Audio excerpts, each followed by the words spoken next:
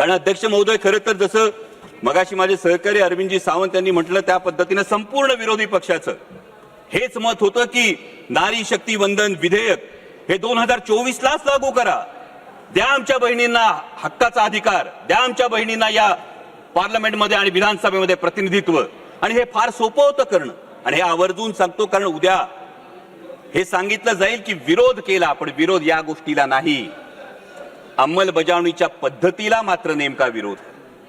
कारण अध्यक्ष महोदय, नारी शक्ती वंदन विधेयक जे आपण 2023 मध्ये पारित केलं त्याच वेळी त्यामध्ये फक्त सेन्सस, पॉप्युलेशन सेन्ससचा जर एक मुद्दा बाजूला गेला असता, डिलिमिटेशनचा मुद्दा बाजूला गेला असता, तर 2024 मध्येच हे विधेयक लागू करता आलं असतं आणि आता ही चर्चा करण्याची आवश्यकता भासली नसती. उलट 33% महिला भगिनी या संसदेचा भाग असल्या असत्या. परंतु आता मात्र जे विधेयक आणलंय ते महिला विधेयकाच्या आडून एक वेगळा कावा तर खेळला जात नाही ना, हा प्रश्न उपस्थित होतो. कारण एकीकडे डिलिमिटेशन नंतर 815 सदस्य होणारे हे सदस्य होत असताना उत्तरेकडच्या राज्यांना 40% प्रतिनिधित्व आणि दक्षिणेकडच्या राज्यांना जेमतेम 20% प्रतिनिधित्व मिळालं. तर एक व्यक्ती, एक मत, एक मूल्य हे जे तत्व आहे, या तत्वाला हरताळ फासली जाणार नाही. दुसरीकडे महत्वाचा मुद्दा हा आहे की समजा शाळेमध्ये एक विद्यार्थी आहे, तो विद्यार्थी चांगला अभ्यास करतो, चांगला अभ्यास करून चांगल्या गुणांनी पास होतो. दुसरा विद्यार्थी म्हणावा तसा अभ्यास करत नाही, त्याला गुण मिळत नाही. आपण बक्षीस कुणाला देणार? चांगल्या गुणांनी पास झालेल्या की अभ्यास न करणाऱ्या विद्यार्थ्याला? दुर्दैवानं ज्या राष्ट्रीय कार्यक्रम ज्या राज्यांनी अत्यंत प्रभावीपणे राबवले, लोकसंख्या नियंत्रणात आणली, त्या राज्यांना मात्र डिलिमिटेशन मध्ये शिक्षा मिळेल का आणि ज्यांनी राबवली नाही त्यांना मात्र याच्यामध्ये सवलत मिळेल का, असा प्रश्न निर्माण होतो. दुसरा महत्वाचा मुद्दा येतो तो प्रादेशिक असमतोलाचा. दोन महत्वाचे मुद्दे आहेत सर.